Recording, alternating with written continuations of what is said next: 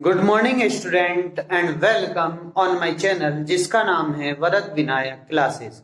और जैसा कि आप सबको पता है कि इस चैनल पर आपको क्लास 10th की टर्म्स 1 रिलेटेड वीडियोस प्रोवाइड कराई जा रही हैं और उसी की सीरीज में मैं आज आपके लिए फाइनल वीडियो लेकर आया हूं जिसके अंदर मैं आपको टर्म 1 मैथमेटिक्स के सभी चैप्टर्स के कुछ क्वेश्चन जो इंपॉर्टेंट्स मेरे अकॉर्डिंग हैं वो आपको कराऊंगा। एक बार इन क्वेश्चंस को जरूर करके आप जाइएगा। ये क्वेश्चन काफी इंपॉर्टेंट्स है अकॉर्डिंग टू मी और as point of your exam. मेरे थ्रू ये काफी रिसर्च के बाद दिए गए हैं, तो इन क्वेश्चंस को आप एक बार प्रैक्टिस करके जरूर जाइएगा ताकि आपको इसमें कोई भी अगर प्रॉब्लम रहे तो आप यहां से सॉर्ट आउट भी कर लें। और साथ में अगर आपको तब भी कोई प्रॉब्लम रहती है इसी वीडियो को देखने के बाद तो आप मुझे कमेंट बॉक्स में कमेंट करिए। मैं आपको उसके आंसर और विद उसका सॉल्यूशन और उससे रिलेटेड अगर वीडियो भी बनानी पड़े तो मैं आपको बनाकर दूंगा। तो इसी प्रॉमिस के साथ मैं आज की वीडियो स्टार्ट करता हूं। आज की वीडियो खासी इंपॉर्टेंट होने वाली है, तो देखना जरूर ना भूलें। आप इस वीडियो को पूरा देखें, एक भी कंसेप्ट को मिस ना करें। मैं आपको इसके चैप्टर्स में जो थोड़ी बहुत इंपॉर्टेंट चीज है जो आ सकती है उस क्वेश्चन में है वो आपको जरूर बताऊंगा। तो वीडियो स्टार्ट करते हैं, जिसमें देखते हैं फर्स्ट क्वेश्चन आपके स्क्रीन पर है। ये क्वेश्चन आपका नंबर सिस्टम से है, तो सॉरी नंबर सिस्टम कह रहा हूं, पेयर ऑफ लीनियर इक्वेशन से है, तो उस पे बेस्ड है। तो क्वेश्चन को करने की कोशिश करिए। क्वेश्चन क्या है? The number of a solution of 3 raise to the power x plus y is equal to 243 and second is 243 raise to the power x minus y is equal to 3। तो यहां पर आपके पास दो इक्वेशन इसने आपको provide कराई है, एक तो ये और एक ये दोनों इक्वेशन आपके पास है। इन दोनों इक्वेशन से वैल्यू फाइंड करिए और बताइए इसमें से जल्दी से कौन सा इसका बेस्ट सॉल्यूशन होगा। तो कुछ टाइम वीडियो पॉज करिए और क्वेश्चन को करने की कोशिश करिए।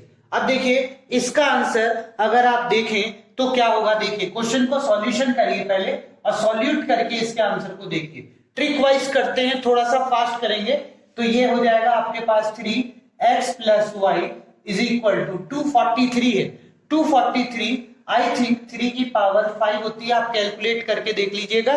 क्योंकि अगर आप देखेंगे तो 3 इंटू 3 इंटू 3 इंटू 3 इंटू 3 3 3 जा 9 3 जा 27 3 जा 81 3 जा 243 होता है, तो यानी कि 3 रेज़ टू द पावर 5। तो आप इसको इसके इक्वल लिख सकते हैं, बेस आपका कट जाएगा। तो यहां पर x plus y is equal to आपके पास 5 हो जाएगा, इक्वेशन नंबर 1। अब ऐसे ही आप इसमें दूसरी इक्वेशन और बना लीजिए, तो 243 raise to the power x minus y is equal to 3 raise to the power 1। यहां पर आप 243 को भी क्या राइट कर सकते हैं, वही 3 रेज़ टू द पावर 5। तो bracket x minus y is equal to 3 raise to the power 1। Okay, 3 raise to the power 1 आपके पास है, तो 3 रेज़ टू द पावर 1। अब जैसे ही आप इसको बेस को कट करेंगे तो आपके पास 5 bracket x minus y is equal to 1 हो जाएगा। ये दो इक्वेशन आपके पास हो गई और इन दोनों इक्वेशन को सॉल्यूट करके x y की आप वैल्यू निकाल करके आंसर यहाँ पर राइट कर सकते हैं। तो जैसे ही आप यहाँ से वैल्यू देखेंगे तो y की वैल्यू अगर मैं किसी भी एक वेरिएबल की वैल्यू निकाल लेता हूं तो यहाँ पर 5 माइनस एक्स हो जाएगा और ये वैल्यू आप यहां पुट कर दीजिए, तो ये वैल्यू आपके पास हो जाएगी 5 bracket x minus 5 plus x is equal to 1 and then after this is a 2x and this is a 25। तो ये हो जाएगा 2x इंटू 5, तो 10x हो जाएगा direct, x plus x 2x और into 5 that is value is 10x minus 25 is equal to 1। Then after आप इसको उधर लेके जाएंगे तो 10x इज इक्वल टू 26 हो जाएगा। ये 25 उधर जाने के बाद आपके पास 26 में कन्वर्ट हो जाएगा।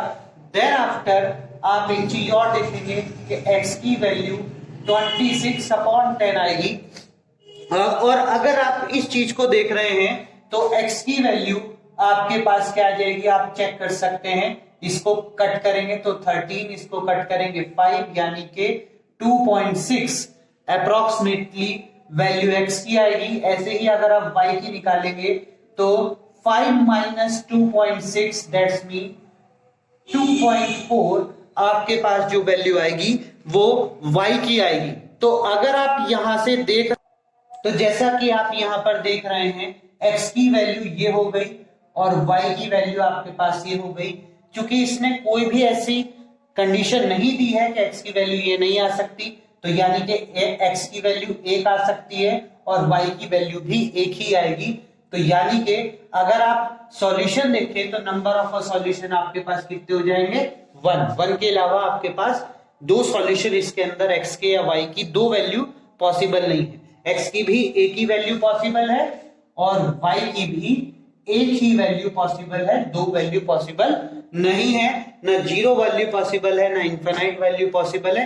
ये वैल्यू आपके पास इसके अंदर पॉसिबल है।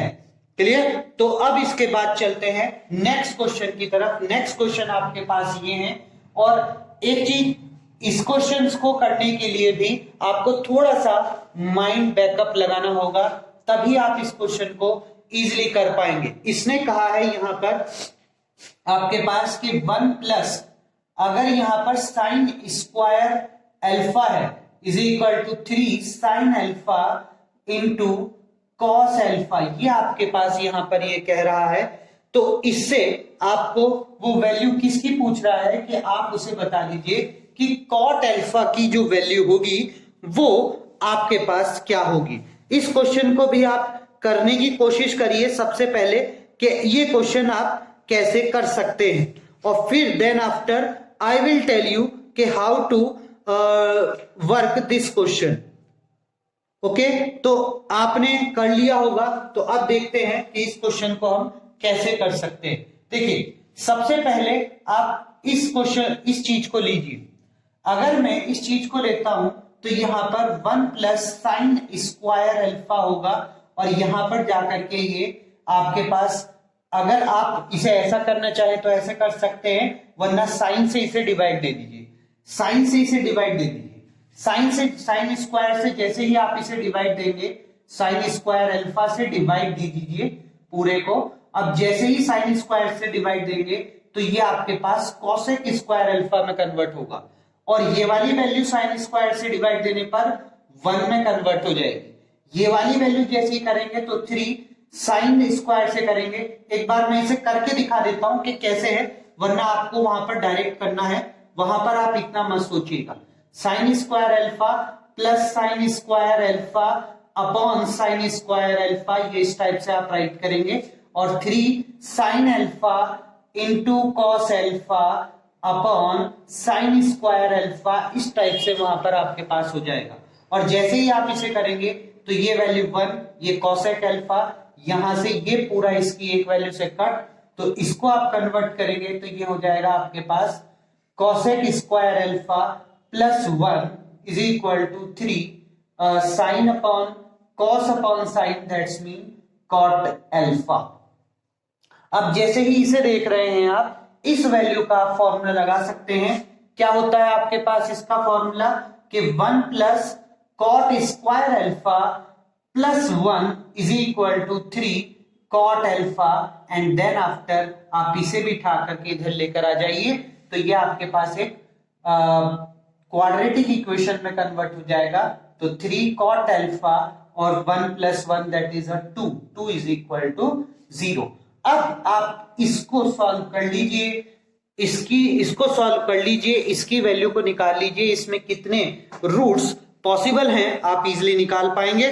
तो यहां से अगर आप देखेंगे तो देखिए 2 को 3 बनाना है आपको, तो 2 को 3 बनाने के लिए आपको क्या करना होगा, 2, 1 इसको पेयरिंग को यहां रखेंगे और दोनों की वैल्यू को फैक्टराइज करेंगे, तो वो फैक्टर आपके पास इस टाइप से आ जाएंगे, जैसे कि कॉट अल्फा -1 और एक आ जाएगा cot alpha -2 is equal to 0, इस टाइप से फैक्टर बन जाएंगे। आप फैक्टर कर सकते हैं इसके।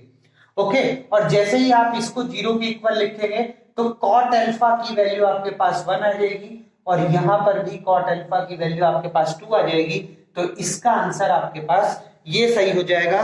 तो जल्दी से क्वेश्चन को करने की कोशिश करिए। इस टाइप से आप दोनों क्वेश्चंस को, ये बहुत इंपॉर्टेंट क्वेश्चन है फॉर द स्टैंडर्ड स्टैंडर्ड जो ले रखे हैं मैं, तो उनके लिए काफी इंपॉर्टेंट क्वेश्चन है। अब चलते हैं अपने बाकी दो क्वेश्चन की तरफ। तो देखिए आपके स्क्रीन पर हैं ये नेक्स्ट क्वेश्चन आपके स्क्रीन पर है ये जरूर करिए, बहुत इंपॉर्टेंट क्वेश्चन है, प्रोबेबिलिटी से रिलेटेड है और इसमें आंसर गलत होने के चांसेस बच्चों के काफी हैं, तो इसे जरूर करके जाइएगा।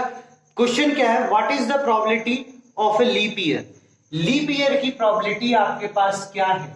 लीप ईयर की प्रोबेबिलिटी क्या होगी अगर 53 संडे और 53 आपका संडे और सैटरडे आपसे पूछा जा रहा हो। 53 संडे और सैटरडे दोनों के साथ में मर्ज होने की, यानी कि एक साथ दोनों आए, उसकी प्रोबेबिलिटी आपके पास एक लीप ईयर में क्या होगी।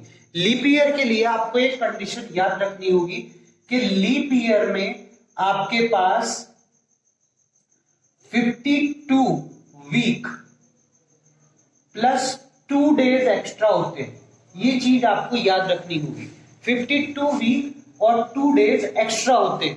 तो यानी कि किसी ना किसी बार ऐसा सिचुएशन बन सकती है कि संडे और सैटरडे एक साथ आ जाए, मतलब एक पहला दिन संडे हो दूसरा दिन सैटरडे हो सकता है। तो वो क्या सिचुएशन बनेगी कि देखिए एक वीक में 7 ही दिन होते हैं, तो ये कॉम्बिनेशन 7 टाइम हो सकता है। तो यानी कि ये केवल एक ही बार तो आएगा, तो 1/7 टोटल ऑब्जर्वेशन है, यानी कि आपके पास 7 डेज होते हैं। तो 7 डेज तक, ये 7 बार तक ये कॉम्बिनेशन रिपीट किया जा सकता है और कॉम्बिनेशन क्या है, वो एक ही बार आएगा। तो इसीलिए हम इसे क्या राइट कर सकते हैं, 1/7। तो इसका राइट आंसर आपके पास हो जाएगा 1/7, जबकि आप लोग या तो 2/7 लगा कर आएंगे या नन ऑफ दीज लगा कर आएंगे, पर आप इस चीज को भूल जाएंगे कि इसने कहा है सैटरडे प्लस संडे दोनों एक साथ आए, मतलब पहला दिन सैटरडे हो तो दूसरा दिन संडे होना चाहिए, ये कॉन्टिन्यूसली वे में आए तो वो एक ही कॉम्बिनेशन हो सकता है और 7 कॉम्बिनेशन बना सकते हैं ऐसे, जैसे पहला संडे तो दूसरा मंडे होगा, या फिर मंडे ट्यूसडे होगा, या फिर ट्यूसडे वेडनेसडे होगा, या फिर वेडनेसडे थर्सडे होगा, या फिर थर्सडे फ्राइडे होगा, या फिर फ्राइडे सैटरडे होगा, या फिर सैटरडे संडे। तो 7 कॉम्बिनेशन बन सकते हैं। अब उसमें से हमारे पास ये एक कॉम्बिनेशन है, तो इसीलिए हम 1/7 इसको राइट कर सकते हैं, इसकी प्रोबेबिलिटी 1/7 होगी। तो इस टाइप से आप इस क्वेश्चन को कर सकते हैं, इंपॉर्टेंट क्वेश्चन है, जरूर करके जाइएगा, प्रोबेबिलिटी से अच्छा क्वेश्चन माना जाता है। अब इसके बाद नेक्स्ट क्वेश्चन आपके पास है कि the sum of the roots of equation. आपके पास ये एक इक्वेशन है, मैं आज आपको हर एक क्वेश्चन, हर एक चैप्टर से एक एक क्वेश्चन आपको करा रहा हूं अभी। अगर मेरे को लगेगा कि इसको थोड़ा सा और लंबा बनाना चाहिए वीडियो को, तो वो भी बनाऊंगा ताकि आपको क्वेश्चन समझ में आ जाए और सारे चैप्टर से एक बार कम से कम रिपीट तो जरूर हो जाए। तो देखिए यहां पर क्या हुआ, x² - k + 6x bracket plus 2 bracket 2 k - 1 = 0। ये आपके पास एक इक्वेशन है और इस इक्वेशन में आपसे कह रहा है कि जो सम ऑफ रूट्स है वो प्रोडक्ट ऑफ रूट्स के हाफ होंगे। आपको पढ़ना पड़ेगा क्वेश्चन, सम ऑफ रूट्स है वो प्रोडक्ट ऑफ रूट्स के हाफ होंगे, तब आप इसको यहां पर वैल्यू को फाइंड कर सकते हैं। तो देखिए क्वेश्चन को निकालने के लिए आपको सिंपल 2 चीज का याद होना चाहिए, एक तो सम ऑफ रूट्स आपके पास क्या होता है और एक प्रोडक्ट ऑफ रूट्स आपका वैल्यू क्या होता है। तो सम ऑफ रूट का जो फॉर्मूला होता है वो -b/a होता है और प्रोडक्ट ऑफ रूट का फॉर्मूला होता है c/a। और b कौन सा होता है, कोफिशिएंट ऑफ x, और a क्या होता है, कोफिशिएंट ऑफ x²। c क्या होता है, कांस्टेंट वैल्यू, और a क्या होती है, कोफिशिएंट ऑफ x²। अब यहां पर अगर आप देखें तो कोफिशिएंट ऑफ x b की वैल्यू होती है, तो कोफिशिएंट ऑफ x k + 6 है, जिसके आगे ऑलरेडी माइनस है और फॉर्मूले में भी आपके पास माइनस लगा हुआ है, अपॉन ए क्या है, कोफिशिएंट ऑफ एक्स स्क्वायर वो है 1, तो ये माइनस इस पे कैंसिल एंड देन आफ्टर के प्लस 6 आपके पास वैल्यू हो जाएगी। अब सेकंड थिंग से अल्फा इंटू बीटा की वैल्यू होती है सी अपॉन ए, यानी कि कांस्टेंट अपॉन एक्स स्क्वायर का कोफिशिएंट। तो कांस्टेंट आपके पास है 2 bracket 2k minus 1 upon 1, that's mean 2 2 जा 4k माइनस 2, यानी कि हमारे पास सम ऑफ रूट्स भी हैं, प्रोडक्ट ऑफ रूट्स भी हैं। अब किस बात का इंतजार है, आराम से सिचुएशन लगाइए। सिचुएशन क्या बोल रही है कि सम ऑफ रूट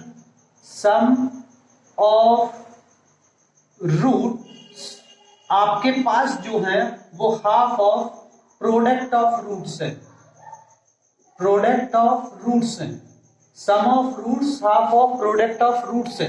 तो जैसे ही आप यहां पर ये सिचुएशन लगाएंगे तो द सम ऑफ रूट आपके पास ये रहे, तो k प्लस 6 है इज इक्वल टू 1 अपॉन 2 और प्रोडक्ट ऑफ रूट्स आपके पास ये है, तो यानी कि 4k माइनस 2 यहां पर आपके पास हो जाएगा। देन आफ्टर आप इसको राइट कर सकते हैं k plus 6 is equal to, अब इससे 2 कॉमन ले लीजिए तो 1 अपॉन 2 इंटू 2 और 2 कॉमन लिया है तो यहां से 2k माइनस 1 बचेगा और 2 से 2 कट। देन आफ्टर आपके पास वैल्यू हो जाएगी k plus 6 is equal to, आपके पास वैल्यू हो जाएगी 2k माइनस 1, आप इस वैल्यू को इधर और इस वैल्यू को इधर लेकर आएंगे तो ये हो जाएगा आपके पास 7 is equal to 2k minus k and that's mean k की वैल्यू आपके पास डायरेक्ट 7 आ जाएगी।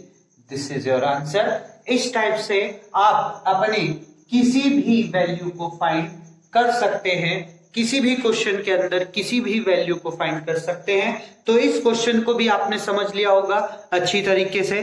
तो अब चलते हैं अपने नेक्स्ट क्वेश्चन की तरफ। नेक्स्ट क्वेश्चन आपकी स्क्रीन पर है ये।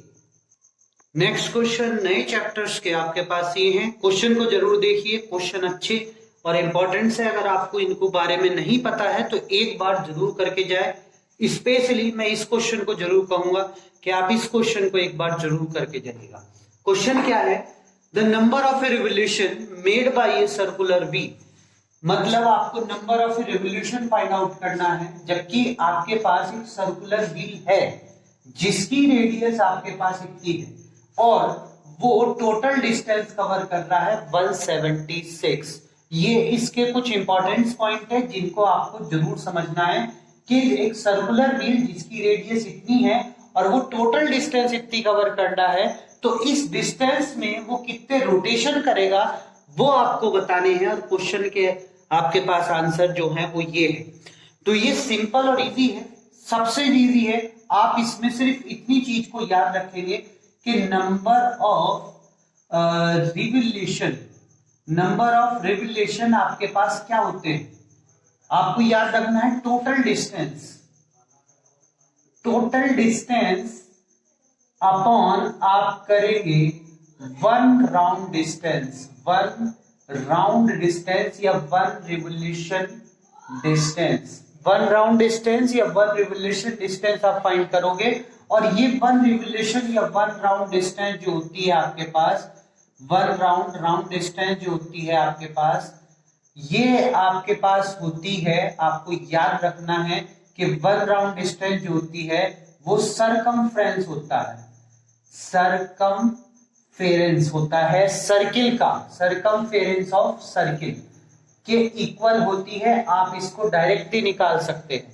इस फॉर्मूले को याद रखिए, इस चीज को याद रखिए। ये दोनों कंसेप्ट आपको याद रखने हैं, इंपॉर्टेंट भी है। अगर ये दोनों कंसेप्ट आपको याद है, इस क्वेश्चन को आप जस्ट इन ए सेकंड निकाल के दे सकते हैं। तो देखिए यहां पर अगर आप देखें तो इसका टोटल डिस्टेंस आपके पास है 176, तो यहां पर ये 176 हो गया। अब इसके बाद आपकी रेडियस वो है, तो सरकमफ्रेंस का फॉर्मूला लगाना होता है, तो 2 पाई की वैल्यू 22/7 होती है और साथ में रेडियस आपके पास हो गई 0.7। अब जैसे ही 0.7 हुआ, ये यहां से कट किया, इसे बढ़ाया, और यहां से इसे कट किया, ये 10 टाइम, 2 से इसे कट किया 88, और 22 से 88 को कट किया तो 4, और 4 की 10 से मल्टीप्लाई करोगे तो 40 रोटेशन या रिवोल्यूशन आपके पास यहां पर आ जाएंगे। तो इसका आंसर आप डायरेक्ट लिख सकते हैं। देखिए कितना इजी और सिंपल था, 40, और डायरेक्ट आपका आंसर आपके पास है। अब इस क्वेश्चन को देखिए, क्वेश्चन क्या कह रहा है कि एक आपके पास ट्राइंगल है और एक और ट्राइंगल है, वो उसका नाम आपके पास DEF है। दो ट्राइंगल है, पहले ट्राइंगल का पूरा मेजरमेंट इसने यहां पर आपको गिवन कर रखा है कि AB आपके पास 3 सेंटीमीटर होगी, BC आपके पास 2 सेंटीमीटर होगी, CA आपके पास 2.5 सेंटीमीटर होगी, और DEF ट्राइंगल से उसने सिर्फ एक साइड को आपको गिवन किया है कि EF की वैल्यू 4 सेंटीमीटर है। तो आपको बताना है कि पेरीमीटर ऑफ DEF क्या होगा। सोच के बताइए, आपके पास वीडियो को पॉज करिए और इसका आंसर मुझे बताइए, इसका आंसर आपके पास जनरली क्या होगा। क्वेश्चन अच्छा है, इंपॉर्टेंट क्वेश्चन है। अगर आपको थोड़ा सा ये समझ में नहीं आ रहा तो मैं यहाँ पे लिख देता हूं कि यहाँ पर जो आंसर आपको दे रखा है वो 15 सेंटीमीटर है, तो इसका आंसर भी आपके पास यही होगा, 15 सेंटीमीटर। अब कहेंगे कि सर आपने 15 सेंटीमीटर कैसे फाइंड किया या कैसे निकाला, तो इसके लिए आपको सिर्फ एक चीज याद होनी चाहिए, मोस्ट इंपॉर्टेंट फॉर्मूला है इसका। आपको ये बुक में शायद मिले या ना मिले मुझे पता नहीं है, पर आप देखिएगा इसका फॉर्मूला क्या है कि अगर आप पेरीमीटर निकालेंगे, perimeter of triangle ABC upon perimeter of triangle DEF की वैल्यू आपके पास होती है कोई भी एक साइड, जैसे AB इसकी, तो DE इसकी, और ऐसी BC इसकी, तो EF इसका, एंड अगर CA इसकी तो FD इसकी। ये तीनों, ये चारों चीजें पेरीमीटर और इनकी साइडों का रेशो इक्वल होता है। इस चीज को आपको याद रखना है, पेरीमीटर पर आपका क्वेश्चन वो डायरेक्ट पूछ सकता है। तो अब अगर आप देखें तो इस फॉर्मूले का अगर हम यूज करें तो हमारे पास EF है, तो यानी कि ये वाली कंडीशन प्लस ये वाली हम यूज कर सकते हैं, लगा सकते हैं। तो ये BC है, तो BC हमारे पास है, पेरीमीटर हमारे पास नहीं है, पेरीमीटर पर निकाल सकते हैं। पेरीमीटर ऑफ ट्राइंगल ABC क्या होगा, पेरीमीटर ऑफ ट्राइंगल ABC होगा AB प्लस BC और प्लस CA, यानी कि तीनों साइड का addition, upon perimeter of DEF जिसको हमें निकालना है, x मान लीजिए। अब ये वाली वैल्यू आपके पास BC की वैल्यू 2 है और EF की वैल्यू आपके पास 4 है, तो ये कट, ये यहाँ पे कट, तो 1/2 हुआ। ये वाली वैल्यू, ऊपर वाली वैल्यू अगर आप चाहें तो निकाल सकते हैं, तो इसकी वैल्यू कैसे आएगी, BC की है 3 plus 2 plus 2.5 upon x is equal to 1/2। अब इसको क्रॉस मल्टीप्लाई इसकी इससे और इसकी इससे कर देंगे, तो देखिए ये x हो गया, और डबल ऑफ ये वाली value 3 plus 2 5, 5 plus 2.5 that's mean 7.5। जब 5 को 2.5 के साथ ऐड करेंगे तो 7.5 आएगा, मल्टीप्लाई करेंगे तो x की वैल्यू डायरेक्ट आपके पास 15 सेंटीमीटर हो गई, और ये इसका आंसर हुआ। एंड देन आपका ये क्वेश्चन क्वाइट इजी था। अगर आप देखेंगे वहां पर तो आपको थोड़ा सा इसमें कंफर्टेबल नहीं महसूस करेंगे, क्वेश्चन बहुत इंपॉर्टेंट है, करके जरूर जाइएगा ये भी। अब इसके बाद अपने नेक्स्ट क्वेश्चंस की तरफ चलते हैं। नेक्स्ट क्वेश्चन आपकी स्क्रीन पर है ये, तो नेक्स्ट क्वेश्चन आपकी स्क्रीन पर है, the ratio of LCM and SCF of least composite, यानी कि सबसे छोटा composite and least prime number, least prime number और लीस्ट कंपोजिट नंबर के बीच के लीस्ट कंपोजिट और लीस्ट प्राइम नंबर का SCF और LCM का रेशो आपको बताना है कि क्या होगा। ऑप्शन आपके पास है 1:2, 2:1, 1:1 और 1:3। जल्दी बताइए, बहुत इजी और सिंपल क्वेश्चन है और आपका फर्स्ट चैप्टर से रिलेटेड है। फर्स्ट चैप्टर से आपके इस टाइप के एचसीएफ पर या एलसीएम को निकालने के लिए या इस टाइप के क्वेश्चन जो आपका थोड़ा कंफ्यूज आपको कर दे, उस टाइप के क्वेश्चन ये आपसे पूछेगा जरूर। तो ये क्वेश्चन का आंसर बताइए जल्दी से, आपका क्वेश्चन का आंसर इसका क्या होगा। तो देखिए क्वेश्चन का आंसर इसका जो जनरली होगा वो होगा 2:1। क्यों? क्योंकि अगर देखा जाए कि लीस्ट कंपोजिट नंबर आपके पास है, अब ये कंपोजिट नंबर बोल रहा है, तो कंपोजिट नंबर आपके पास क्या हो सकता है? अगर आप सबसे छोटा कंपोजिट नंबर देखें तो वो हमारे पास 2 है। और अगर आप देखें लीस्ट प्राइम नंबर, केवल प्राइम नंबर पूछ रहा है, तो लीस्ट प्राइम नंबर आपके पास है 1। अगर मैं इन दोनों का एचसीएफ निकालता हूं तो एचसीएफ मेरे पास आ जाएगा 1, और अगर मैं इन दोनों का एलसीएम फाइंड आउट करूंगा तो वो आ जाएगा 2, क्योंकि सबसे बड़ी डिजिट एलसीएम बोल दी जाती है और सबसे छोटी डिजिट को आप एचसीएफ बोलते हो। और जब मैं इन दोनों का रेशियो करूंगा तो इन्होंने एलसीएम पहले लिया है, तो एलसीएम हो गया ये और एचसीएफ हो गया ये, यानी कि 2:1। ये याद भी रखिएगा, वहां पर निकालना ना पड़े आपको, डायरेक्ट आप इसको मार्क कर सके, याद जरूर रख के जाइएगा क्वेश्चन को। नेक्स्ट क्वेश्चन आपके पास है ये कि अगर आपके पास 2 sin square beta minus cos square beta is equal to 2 हो, तो आप बताइए कि इसमें से कौन सी वैल्यू आप लगा सकते हैं और किस वैल्यू से ये आपका आंसर आपके पास आ जाएगा। तो देखिए इसका 2 तरीके हैं, पहले या तो इसे सॉल्व कर लीजिए, वरना ये वैल्यू एक करके इसके अंदर पुट करिए और अपना आंसर निकाल लीजिए। तो देखिए अगर मैं 0 रखूंगा तो 2 sin 0 की वैल्यू आपके पास 0 होती है और sin cos 0 की वैल्यू 1 होती है। तो अगर मैं इसकी मल्टीप्लाई करूंगा तो ये 0 - 1 दैट्स मीन -1 आ जाएगा, जो कि 2 के इक्वल नहीं है, यानी कि ये ऑप्शन मेरा हो नहीं सकता। नेक्स्ट ऑप्शन देखेंगे 90 इसके अंदर रखेंगे तो 2 × 90 की वैल्यू होती है 1, 90 की वैल्यू होती है साइन में 1 का स्क्वायर करूंगा तो 1, और कॉस की वैल्यू होती है 0, तो 2 - 0 दैट्स मीन 2, यानी कि ये आपका ऑप्शन बिल्कुल अभी भी करेक्ट है। अब अगली और 2 वैल्यू और देख लीजिए, क्योंकि आपको ये चीज जरूर ध्यान रखनी है कि कौन सा ऑप्शन करेक्ट है। कभी ऐसा भी हो सकता है कि जब आप सब्स्टिट्यूशन करें सब्स्टिट्यूशन वैल्यू में तो 2 वैल्यू एक जैसी आए, तो उसके बाद आपको इसको सॉल्व करके देखना होगा, तब आपको एक एग्जैक्ट आंसर मिलेगा।